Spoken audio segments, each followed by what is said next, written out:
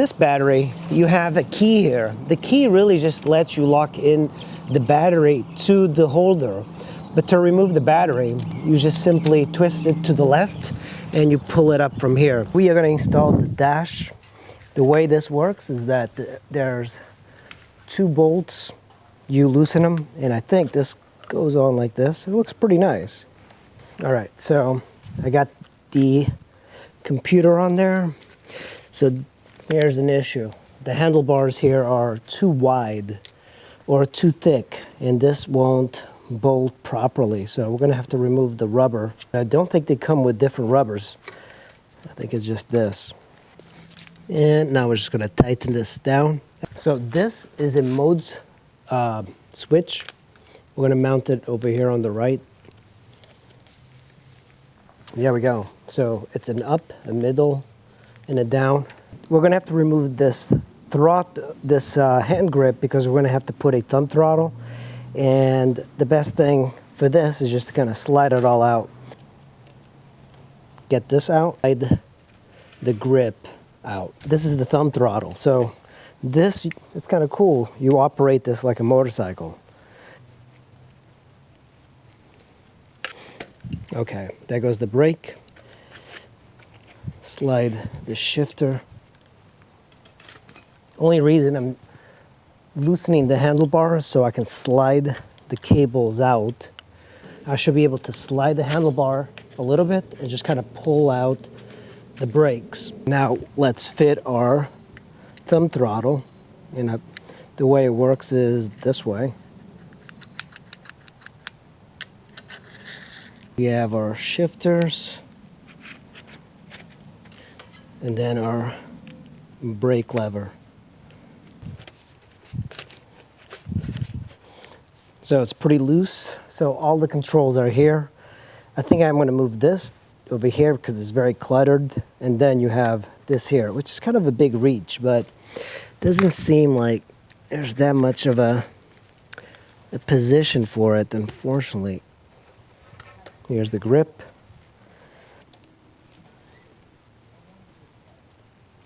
We do have everything put on here, the brake, the grips, everything is on there. This is used as a hydraulic brake, so that's perfect for electric bike type of riding.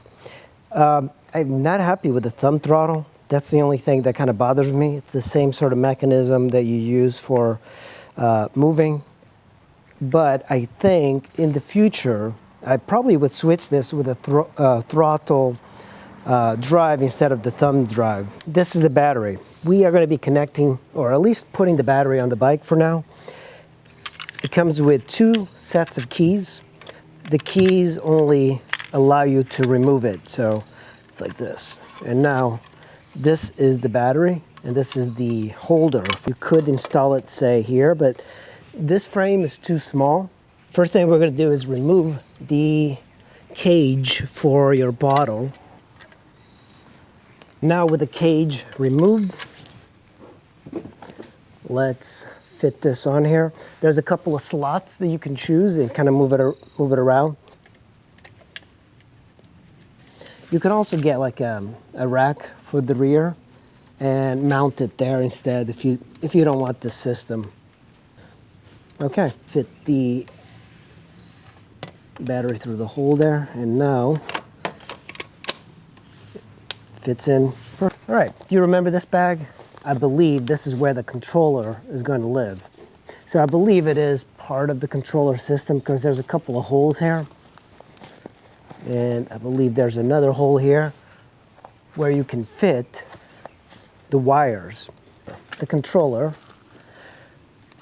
will go here. There's also like bolts, so we can attach it somewhere, but I don't know yet.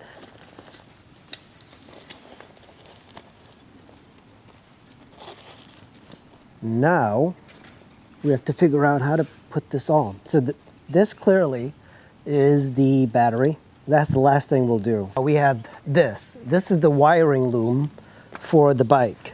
There, it's really 2 cables. One, it's got all of these cables. The 2 looms. You know, this is what I like about this specific kit.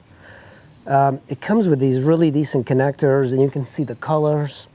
But it's it's difficult to mess them up. And previously in other kits, I've had to like reconnect them, and sometimes you can fry the controllers or the hub. So this is a much better system. And this goes into the controller. This cable, I believe, attaches to the motor, and then you run this to the controller. This that comes directly from the hub motor, and this is the male part, this is the female part, and now it's a matter of like routing your cables, because we're going to put all zip ties everywhere.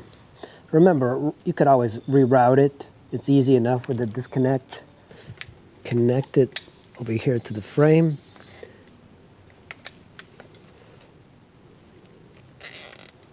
So it becomes a little bit more hidden. But now we got the cable here.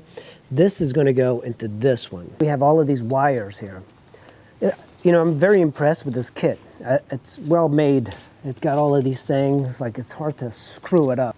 So now we have these cables. We're going to install them where they belong. So these cables are going to be going into all of this. So this is all just matching the color. There we go. We're not going to use two of these, and I believe it's these two red ones we're not going to use because it's for the brake lights. We don't have hydraulic brakes on those, so we're going to not use this. So the only one, I believe, is this one, and it belongs to the digital dash. So I'm going to route it this way, and now we're going to connect it. There we go. Now that's connected. If you were to use brake lights, you would have to use these two. And now we're just tying this together. Digital dash, the throttle, that's going to be connected into the controller. There's only one way to install it though. So just kind of, there we go. And it's on there. This we can actually tuck into the bag. So this is the wire for the motor, and that just connects onto this one. All right, controller, everything is kind of set up very temporarily. Now we're going to turn on the controller or turn on the speedo and see if it works. So you have to turn on the battery. There's an on-off switch over here. Because the battery, the frame of this bike is so small, it's a little bit hard to kind of get your finger in there.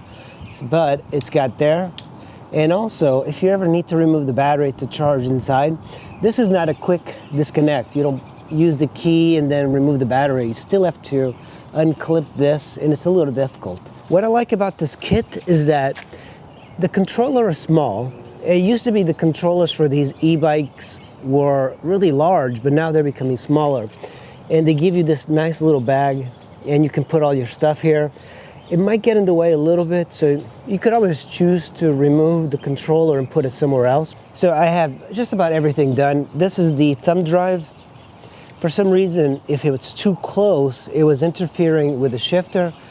This is kind of like a downside. What I do plan on doing is buying the throttle.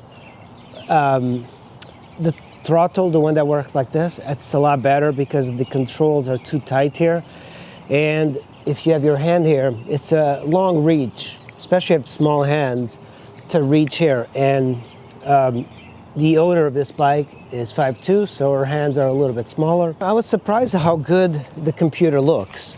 This is a eBikeling S830. They have instructions online, and it's very important because you do have to program it. And I'll show you, because if your motor is not turning on, chances are you probably did everything right. Check the connections and all of that. It's all in here, and we're about to go into this. And I decided to change the power and modes button onto the left because the right was getting a little bit cluttered. It might not be the best way, but to power it on, if you have the battery on, you should be able to push M and it'll power on. Let's push M and the display goes up. The display is active, and what you have here on the top, it's a pretty fairly, like, they did a really great job with this. I am surprised. This is really the best bike kit I've ever installed. So you have here your speedometer. You might get your speedometer in kilometers. There is a way to change it. Here is your battery status. Right now you have it at 100%. And then PAS is pedal assistance. I have not installed that yet. Then you have a 3. So if you use the modes button, you can kind of go down on the pedal assisting. And then you have the odometer. Now you can push M and it'll cycle through your trip. So that's your trip. And then you can reset it. Vol, that's voltage. That's the current. That is the time. I haven't set those yet. So the important thing to do is that if you hold the up and down, if you hold the up and down on your selector, you're going to get this screen. And this is very important.